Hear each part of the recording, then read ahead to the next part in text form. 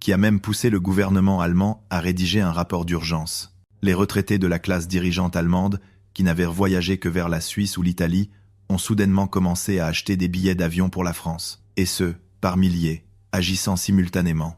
Ce qui s'est passé, lorsqu'ils ont posé le pied sur le sol français, a ébranlé toute la société allemande. Cette vidéo est adaptée d'une histoire vraie. Vos abonnements, likes et commentaires chaleureux sont une force immense pour nous permettre de transmettre plus d'émotions. Au printemps 2025, les employés d'une agence de voyage haut de gamme à Berlin ont été témoins d'un phénomène sans précédent. Les seigneurs de la haute société allemande, qui ne fréquentaient habituellement que les villas suisses ou les croisières en Méditerranée, ont soudainement commencé à s'enquérir des vols vers la France, et spécifiquement vers Lyon. Au début, ils pensaient simplement à un engouement pour la culture française. Mais la réalité était tout autre. Les employés de l'agence n'en croyaient pas leurs oreilles, lorsqu'un ancien ministre septuagénaire a exprimé le désir d'expérimenter le métro lyonnais, et que d'autres voulaient visiter des marchés traditionnels au lieu de restaurants étoilés Michelin. Plus étonnant encore, des dizaines de demandes de ce type ont afflué en un jour ou deux. Un mot revenait constamment dans leur bouche, vérification. Ils voulaient confirmer par eux-mêmes à quel point la société française était systématique et stable. Ce n'était pas du simple tourisme, mais une sorte de voyage d'études sociales. Friedrich Schmidt, l'ancien ministre allemand des Finances, a déclaré qu'après avoir vu des reportages constants dans les médias allemands sur le système social français, il voulait vérifier par lui-même si cela était vrai. Ses amis faisaient de même. Des présidents de banques et de sociétés manufacturières, ainsi que des professeurs d'université, ont tous commencé à planifier leur voyage en France. Les agences de voyage de luxe à Berlin étaient débordées, car c'était la première fois depuis leur ouverture qu'elles recevaient de telles demandes de voyage. Elles ne savaient pas comment répondre aux clients qui refusaient les jets privés et les hôtels de luxe, mais qui souhaitaient expérimenter les transports publics et les hôpitaux ordinaires. La situation a évolué au point qu'il a fallu élaborer de nouveaux forfaits de voyage. Plus particulièrement, la clientèle était majoritairement composée de personnes âgées de 60 à 80 ans, dont la plupart voyageaient très rarement à l'étranger. Ces leaders sociaux, considérés comme l'élite en Allemagne, ont soudainement manifesté un intérêt pour le voyage en France. Les responsables du gouvernement allemand ont également commencé à suivre de près le phénomène. Ils ont jugé que le déplacement collectif des leaders sociaux vers la France ne pouvait pas être un simple voyage. Le ministère allemand des Affaires étrangères a discrètement contacté l'ambassade de France, tentant de comprendre la situation. Tout a commencé avec un documentaire sur la France, diffusé sur ARD2, la chaîne publique allemande. L'émission, intitulée « Le miracle européen, le système social français », a fait sensation dans la haute société allemande, suscitant leur désir de vérifier par eux-mêmes. Le contenu concernant le système d'administration numérique et l'efficacité des services de santé en France a été particulièrement marquant. Les Allemands qui ont regardé l'émission ont été choqués, car le programme indiquait que non seulement la France était un pays technologiquement avancé, mais que l'efficacité de l'ensemble de son système social était même supérieure à celle de l'Allemagne. Leur système de gestion systémique en réponse à la crise sanitaire, ainsi que leur structure de prise de décision rapide, ont profondément impressionné l'élite intellectuelle allemande. L'industrie du voyage allemande a sombré dans la panique, car en une seule semaine, les réservations pour la France ont dépassé les 3000. Le statut des réservataires était encore plus choquant. Il s'agissait d'une mobilisation de près de 0,1% de la classe dirigeante allemande. Après la diffusion du documentaire, les téléphones des agences de voyage de toute l'Allemagne n'ont cessé de sonner. Les agences de luxe à Berlin, Hambourg et Munich recevaient des centaines de demandes par jour. La liste des réservations comprenait des personnalités de poids de la société allemande, dont 12 présidents de multinationales et 8 présidents de conseils d'administration de banques. Les anciens PDG des plus grandes entreprises automobiles allemandes, BMW et Mercedes-Benz, figuraient également sur la liste. Leur âge moyen était de 68 ans, et la plupart n'avaient jamais voyagé en dehors de l'Europe. Le plus surprenant étaient leurs exigences de voyage. Normalement, ces clients demandent des jets privés, des hôtels de première classe et des guides privés, mais ceux qui voulaient aller en France demandaient l'inverse. Ils voulaient voyager en classe économique sur des vols réguliers et préféraient les hôtels de catégorie moyenne aux établissements de luxe. Le programme de voyage était encore plus particulier. Ils n'étaient pas intéressés par la Tour Eiffel ou le musée du Louvre, mais voulaient visiter des stations de métro, des marchés traditionnels, des hôpitaux publics et des bâtiments administratifs. Un ancien ministre a même demandé à se rendre à la mairie de Lyon pour observer le processus de traitement des affaires civiles. L'industrie du voyage allemande a eu du mal à gérer ces demandes, car les forfaits touristiques français existants ne pouvaient pas répondre à leurs besoins. Ils ont dû développer en urgence de nouveaux types de voyages d'études sociales. Le représentant d'une grande agence de voyage à Berlin a convoqué une réunion d'urgence. Les employés devaient contacter les institutions publiques françaises pour obtenir des autorisations de visite. Les guides interprètes devaient également recevoir une nouvelle formation, car leur tâche principale n'était plus le tourisme, mais l'explication du système social. L'Office du tourisme français en Allemagne était également débordé. Normalement, environ 2 millions de touristes allemands visitaient la France chaque année, et maintenant, un nombre équivalent à la moitié de ce chiffre était réservé en un mois. Et ce qu'ils voulaient n'était pas le tourisme traditionnel. Le gouvernement allemand suivait la situation de près, car le déplacement collectif des leaders sociaux à l'étranger pouvait avoir une signification diplomatique. Le ministère allemand des Affaires étrangères a envoyé une notification informelle au gouvernement français et a établi un système de coopération entre les deux pays. Le plus intéressant était la motivation des réservataires. Leur but n'était pas la simple curiosité, mais une étude comparative avec la société allemande. Un ancien ministre de l'économie a déclaré qu'après avoir lu un rapport indiquant que le système de gouvernement numérique français avait 10 ans d'avance sur celui de l'Allemagne, il voulait le vérifier par lui-même. Les médias allemands ont également commencé à s'intéresser au phénomène. Le Bild Zeitung a titré « L'engouement français de l'élite allemande » et le Der Spiegel a préparé un reportage approfondi intitulé « Les leaders allemands apprennent de la France ». Les employés de l'agence de voyage chargés de prendre les réservations étaient étonnés par le sérieux de leurs clients. Ceux qui voyageaient habituellement pour le repos se transformaient soudain en sociologues. Ils posaient constamment des questions spécifiques sur le système de transport, le système de santé et les services administratifs français. Le choc à l'arrivée.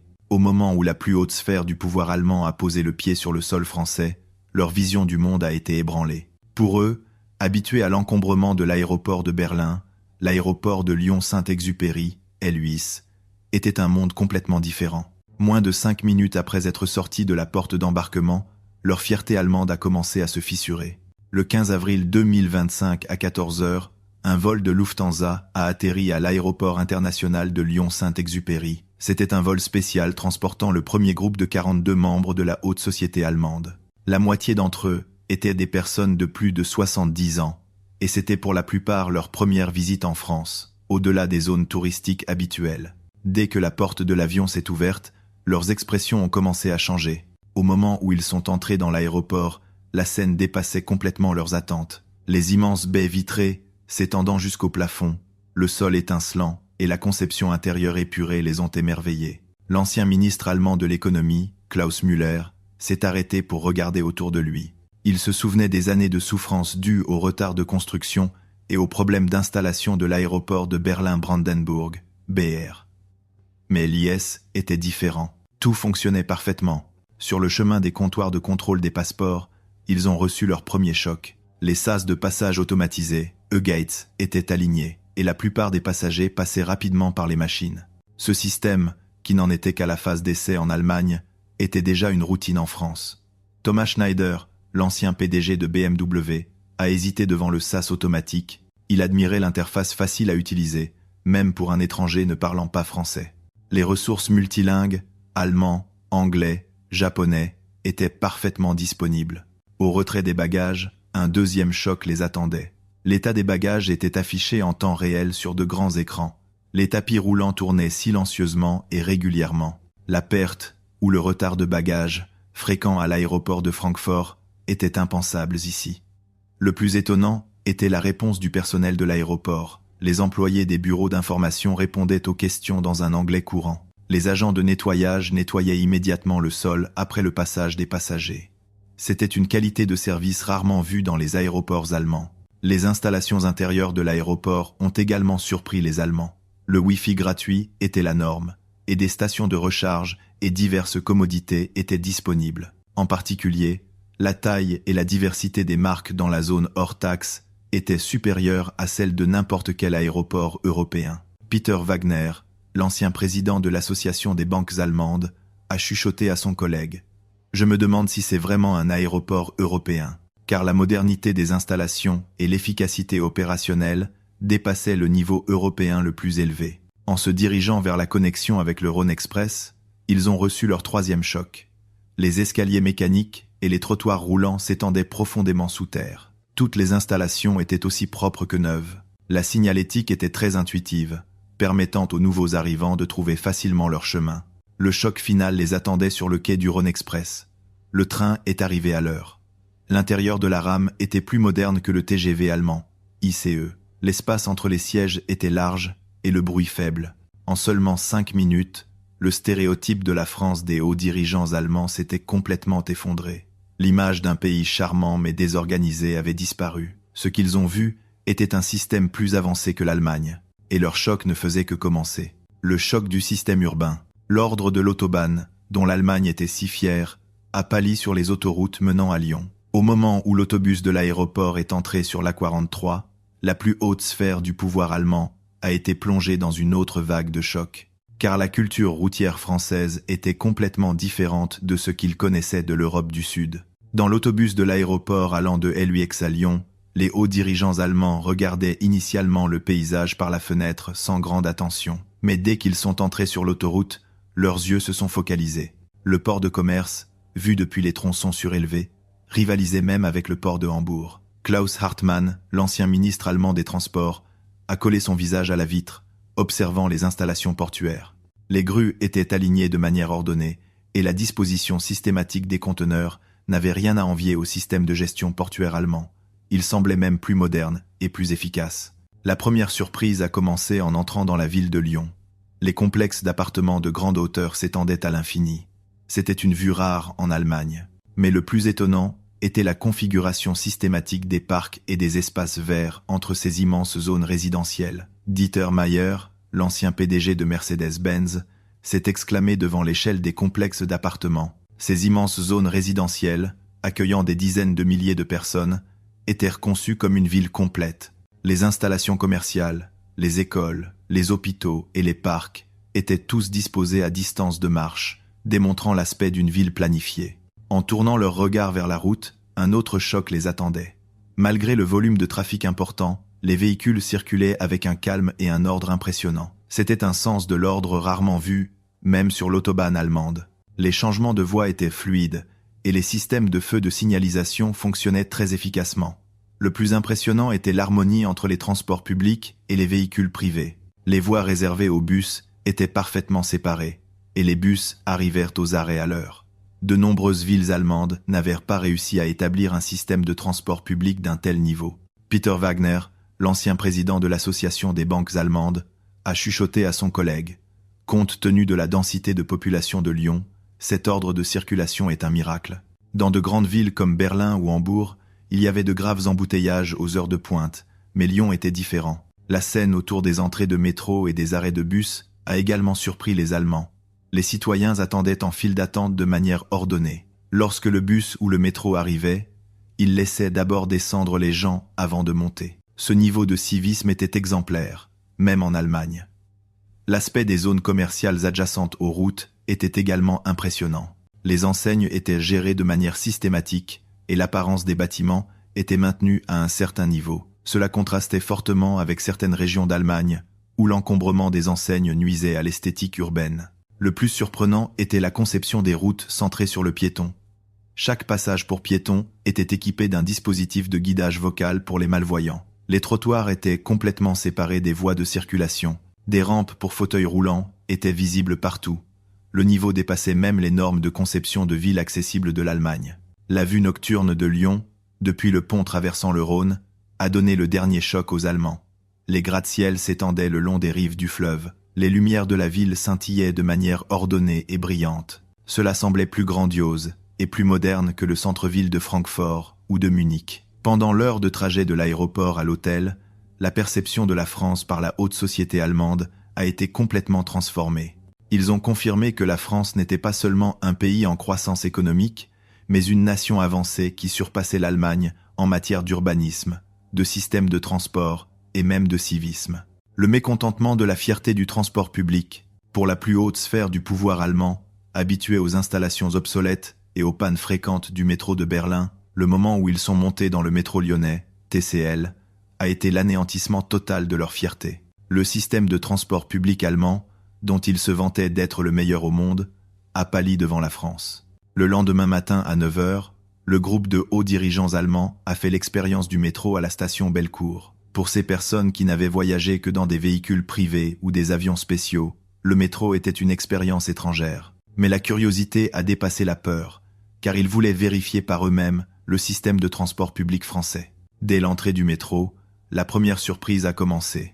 Les escaliers mécaniques s'étendèrent profondément sous terre. Toutes les installations étaient aussi propres que neuves. Cela contrastait fortement avec l'atmosphère sombre et humide du métro de Berlin.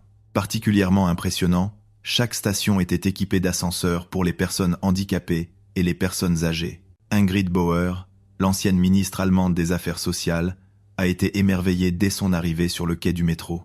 Le quai était bien éclairé, le sol brillait comme du marbre. C'était un contraste frappant avec l'ambiance lugubre du métro de Berlin. Le plus étonnant était le système de guidage. Les panneaux électroniques affichaient avec précision l'heure d'arrivée du prochain train en français, anglais et allemand. Les retards ou les arrêts, fréquents dans le métro allemand, étaient totalement absents ici. Tout fonctionnait avec la précision d'une horloge. Les lignes d'attente peintes sur le sol du quai ont également surpris les Allemands. Les citoyens attendaient en file d'attente naturellement. Lorsque le train arrivait, ils s'écartaient pour laisser descendre les passagers avant de monter. Ce sens de l'ordre était exemplaire même en Allemagne. Le deuxième choc est survenu à l'arrivée du métro. L'extérieur du train était plus moderne que le métro le plus récent d'Allemagne. Le design épuré et l'apparence propre rappelaient une voiture de luxe. L'intérieur du wagon était encore plus surprenant lorsque la porte s'est ouverte.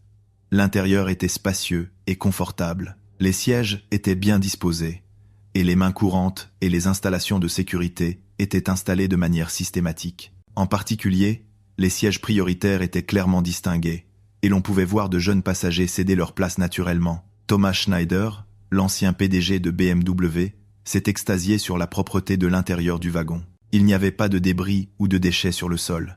Les sièges étaient aussi propres que neufs. Les graffitis ou les installations endommagées, courant dans le métro de Berlin, étaient complètement absents ici. Le plus impressionnant était la courtoisie des passagers.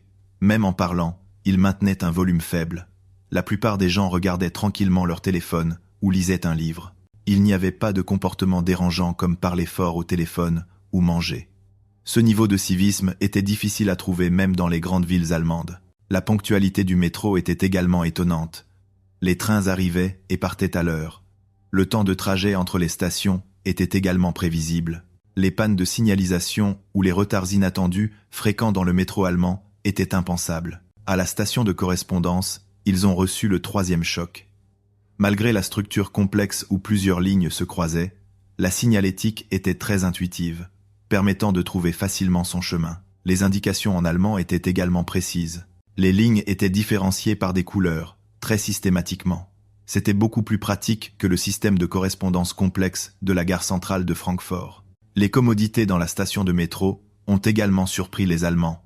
Des toilettes propres, des épiceries, des pharmacies et même des distributeurs automatiques de billets, ATM, étaient disponibles. Ils ont réalisé que la station de métro n'était pas seulement une installation de transport, mais était conçue comme un espace de vie. Hans Bayer, l'ancien président de la Deutsche Bahn, a déclaré à ses collègues « Ce n'est pas seulement un moyen de transport, c'est le résultat de l'éducation sociale ». Il pensait que le niveau de conscience des citoyens était plus étonnant que la supériorité des installations. Après environ 1 heure d'expérience du métro, le groupe de hauts dirigeants allemands était encore sous le choc. Ils avaient confirmé un fait.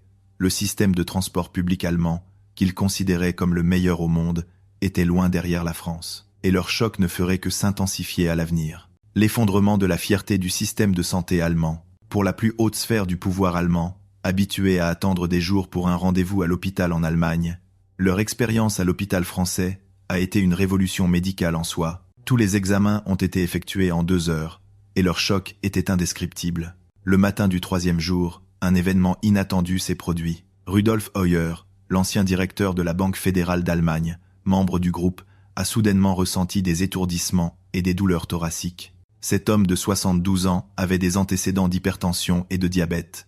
Ses compagnons étaient très inquiets. Le guide l'a immédiatement emmené au centre hospitalier universitaire, HIP, de Lyon. Jusqu'à leur arrivée aux urgences, les Allemands étaient pleins d'inquiétude. Ils doutaient qu'un étranger puisse recevoir un traitement approprié dans un hôpital français. Mais dès leur arrivée à l'hôpital, leur opinion a été complètement transformée. Dès l'entrée des urgences, la première surprise a commencé.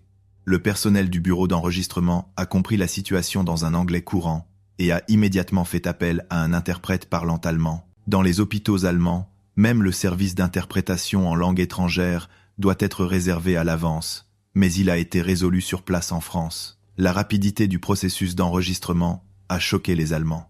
La saisie des informations du patient, la vérification de l'assurance et l'organisation de la consultation ont toutes été effectuées en seulement 10 minutes. En Allemagne, il faut 30 minutes juste pour vérifier les documents d'assurance. L'efficacité du système informatique n'était pas comparable à celle de l'Allemagne. Dans la salle d'attente, ils ont reçu le deuxième choc. Même aux urgences, les installations étaient aussi confortables qu'un hall d'hôtel. Des chaises propres, un éclairage lumineux et une atmosphère calme ont apaisé l'anxiété du patient. Cela contrastait fortement avec l'atmosphère bondée et bruyante des urgences allemandes. Lors de la consultation, le troisième choc les attendait. Le médecin traitant avait étudié dans une faculté de médecine en Allemagne et pouvait donc communiquer en allemand. Plus étonnant encore était le professionnalisme du médecin. Il a vérifié attentivement les antécédents médicaux du patient et a même vérifié l'interaction avec les médicaments pris en Allemagne. Le processus d'examen a apporté le plus grand choc. Électrocardiogramme, radiographie pulmonaire, analyse de sang, tomodensitométrie, CT, tous les examens ont été effectués en 1 heure. En Allemagne, il faut attendre plusieurs semaines rien que pour prendre rendez-vous pour une tomodensitométrie. Les résultats d'examen pouvaient également être consultés immédiatement, ce qui a permis un processus de diagnostic très rapide. Maria Schmidt, l'ancienne secrétaire d'État allemande à la santé, a chuchoté au personnel médical qui l'accompagnait.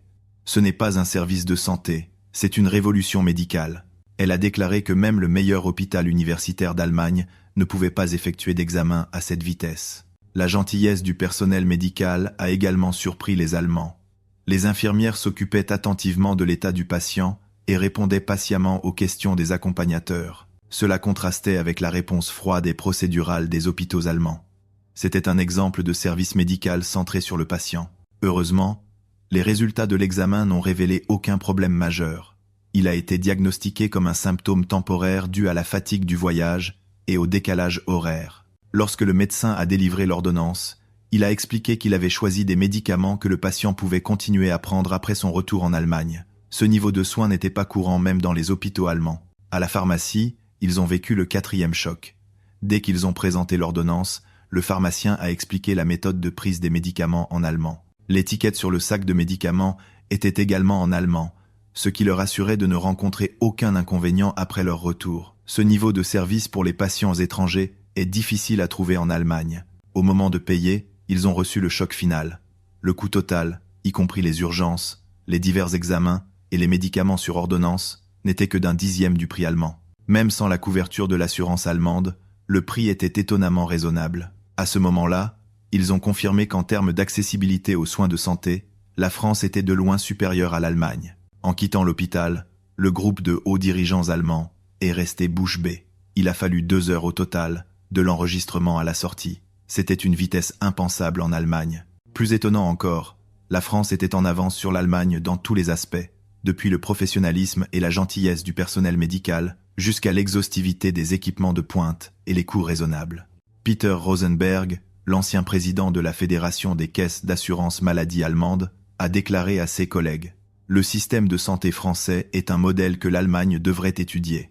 Il a affirmé qu'ils avaient vu l'essence d'un service de santé alliant efficacité et humanité, le choc du commerce et de la culture urbaine. Alors que les hauts dirigeants allemands marchaient dans le quartier de la Confluence à Lyon ou la Défense à Paris, ils n'ont pas seulement vu une zone commerciale. C'était la capacité étonnante de la France à transformer la consommation en une industrie culturelle. Même la rue commerçante la plus luxueuse de Francfort pâlissait devant ce quartier. L'après-midi du 4e jour, le groupe de hauts dirigeants allemands s'est rendu dans le quartier moderne de la Confluence à Lyon. Au début, ils pensaient que ce ne serait qu'une simple expérience de shopping. Mais dès qu'ils ont mis le pied dans la rue, leur perception a commencé à changer. La Confluence était un monde complètement différent des rues commerçantes traditionnelles qu'ils connaissaient en Europe. La rue entière était conçue comme un immense espace culturel. Les trottoirs et les passerelles étaient larges et propres. L'éclairage public et l'aménagement paysager étaient harmonieux. Cela contrastait fortement avec le sentiment d'oppression créé par les ruelles étroites et les bâtiments irréguliers des vieux quartiers commerciaux allemands. Joachim Weber, l'ancien président de la Chambre de commerce et d'industrie allemande, a admiré l'apparence des bâtiments. Le design était impressionnant, car il démontrait la personnalité de chaque marque tout en maintenant l'harmonie globale. C'était beaucoup plus systématique et élégant que le style architectural hétéroclite du Kurfürstendamm à Berlin. Le premier choc est venu des grands magasins et des boutiques. Les magasins ne se contentaient pas d'exposer des produits, mais décoraient chaque vitrine comme un parc à thème. Il y avait des espaces pour que les clients puissent expérimenter les produits, un service personnalisé de la part de conseillers experts, et même des espaces culturels complexes avec de petits cafés. C'était un niveau complètement différent par rapport à la simple présentation des magasins allemands. Les magasins français élevaient le shopping au rang de divertissement. Ils vendaient non seulement des produits, mais aussi une expérience aux clients. Dans les magasins de vêtements, ils ont vécu le deuxième choc. Le niveau de service des vendeurs dépassait même celui des grands magasins les plus luxueux d'Allemagne. Chaque client se voyait attribuer un styliste personnel qui proposait des conseils vestimentaires personnalisés. Ce service, qui n'est offert qu'aux clients VIP en Allemagne, était monnaie courante ici. Claudia Müller, l'ancienne présidente de l'Association allemande de la mode, a noté la méthode de gestion des magasins. Ils ne vendaient pas seulement des vêtements, mais proposaient un style de vie. Chaque marque avait sa propre histoire et son propre concept, et les clients aspiraient à faire partie de cette histoire. Dans les restaurants, ils ont reçu le troisième choc. Des aires de restauration des grands magasins aux restaurants haut de gamme, tout était géré de manière impeccable. Le niveau d'hygiène était entièrement conforme aux normes allemandes.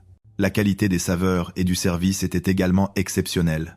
Particulièrement impressionnant, chaque restaurant avait un concept et une atmosphère unique. Cela contrastait fortement avec la culture de la restauration plus uniforme en Allemagne. En France, le repas lui-même était une expérience culturelle. Non seulement le goût de la nourriture, mais aussi l'ambiance, le service et même la décoration intérieure étaient conçus pour la satisfaction du client. Le plus étonnant était l'application de la technologie numérique. Le système de commande par code QR, la vérification des stocks en temps réel et les services de recommandation personnalisés étaient tous connectés numériquement.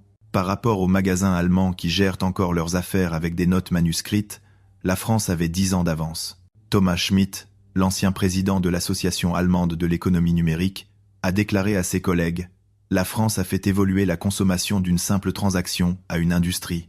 Le shopping lui-même était devenu un divertissement et une activité culturelle. Le comportement des clients a également surpris les Allemands. Les jeunes clients utilisaient des smartphones pour comparer les prix, partageaient leurs expériences d'achat sur les réseaux sociaux et échangeaient des informations avec des amis. La consommation n'était plus un acte individuel, mais évoluait vers une activité sociale. La vue de l'ensemble du quartier de la Confluence, depuis la passerelle reliant les différents bâtiments, a donné le choc final aux Allemands. Des centaines de milliers de personnes se déplaçaient de manière ordonnée. Tous les magasins fonctionnaient avec vitalité. Une zone commerciale d'une telle ampleur, gérée de manière aussi systématique, était difficile à trouver en Europe. Les spectacles culturels et les événements organisés dans toute la rue étaient également impressionnants. Le commerce et la culture se sont mélangés naturellement, créant une synergie. C'était une approche complètement différente de la culture commerciale rigide allemande. Angela Weiss, l'ancienne ministre allemande de la culture, a salué le phénomène.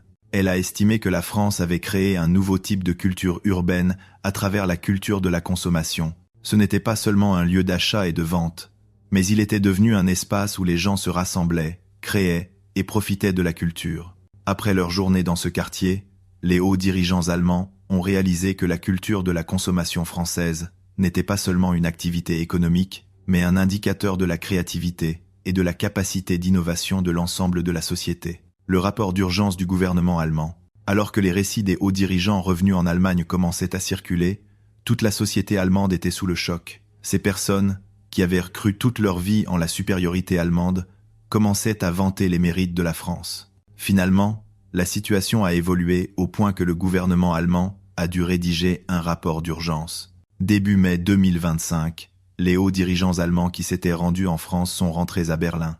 Dès leur arrivée à l'aéroport, leurs expressions étaient visiblement différentes. Ces personnes, qui maintenaient généralement un point de vue eurocentrique, avaient acquis une perspective complètement différente. Et quand ils ont commencé à parler, cela a provoqué une onde de choc dans la société allemande. La première bombe a été lancée par Friedrich Schmidt, l'ancien ministre allemand des Finances. Lors d'une réunion politique à Berlin, il a déclaré publiquement que le système de gouvernement numérique français avait au moins 10 ans d'avance sur celui de l'Allemagne. La scène politique allemande a été stupéfaite, car la déclaration venait de quelqu'un qui se vantait généralement de la suprématie allemande.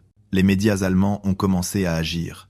Le Bild-Zeitung a occupé toute sa première page avec le titre « Le choc français de l'élite allemande ». Le Der Spiegel a publié une série spéciale intitulée « Les leaders allemands apprennent de la France ». Le Frankfurter Allgemeine Zeitung, FAZ, a commencé un reportage approfondi analysant le modèle français. Le deuxième choc est venu de Thomas Schneider, l'ancien PDG de BMW. Lors d'un rassemblement de l'industrie automobile allemande, il a déclaré que le système de transport public français était plus efficace que l'autobahn allemand. La fierté de l'Allemagne, puissance automobile, s'est effondrée en un instant. Pour les hommes d'affaires allemands qui subissaient quotidiennement les embouteillages à Francfort et à Munich, c'était un témoignage stupéfiant. L'ensemble de la communauté économique allemande a commencé à s'agiter. Les entrepreneurs qui s'étaient rendus en France partageaient leurs expériences françaises lors de diverses réunions. Du système automatisé de l'aéroport LAX à la ponctualité du métro lyonnais, de la rapidité du système hospitalier à l'innovation numérique du quartier de la Confluence, tout était transmis avec des données concrètes. La plus grande onde de choc a eu lieu dans le secteur de la santé. Maria Schmidt, l'ancienne secrétaire d'État allemande à la santé, a fait l'éloge du système de santé français lors du congrès de l'Association des médecins allemands. Lorsqu'elle a témoigné qu'en Allemagne, il fallait attendre 3 semaines pour un rendez-vous pour un scanner, alors qu'en France, tous les examens étaient terminés en 2 heures. Des voix de réflexion ont commencé à s'élever dans le monde médical allemand. Le gouvernement allemand ne pouvait plus rester les bras croisés. Alors que le phénomène de louange collective de la France par les leaders sociaux se poursuivait, le ministère des Affaires étrangères et le ministère de l'Économie ont conjointement formé un groupe de travail d'urgence. L'objectif était d'analyser systématiquement le système social français et d'identifier les domaines que l'Allemagne pourrait adopter. Les questions concernant la France au Parlement allemand ont augmenté de manière spectaculaire. Les députés de l'opposition ont harcelé le gouvernement pendant des jours, demandant dans quelle mesure leur politique de numérisation était en retard par rapport à la France. Les députés du parti au pouvoir ont également demandé un plan pour introduire immédiatement le succès français en Allemagne. Le Parlement de Berlin était en ébullition à cause de la fièvre française. La réaction des citoyens allemands a également été très vive. Après que les témoignages des hauts dirigeants revenus de France aient été rapportés quotidiennement par les médias, les citoyens ordinaires ont également commencé à s'intéresser à la France. Le nombre d'inscriptions aux cours de français à Berlin et Munich a été multiplié par 10. Les réservations de produits touristiques pour la France ont augmenté de 500% par rapport à l'année précédente. La conclusion finale du gouvernement allemand a été choquante. Le rapport de 200 pages, rédigé conjointement par le ministère de l'Économie et le ministère des Affaires étrangères, était intitulé « Changement de perception de l'élite après l'expérience française et leur impact social ». Le rapport concluait officiellement que la France n'était pas seulement un pays européen, mais un modèle de société avancée dont l'Allemagne devait s'inspirer.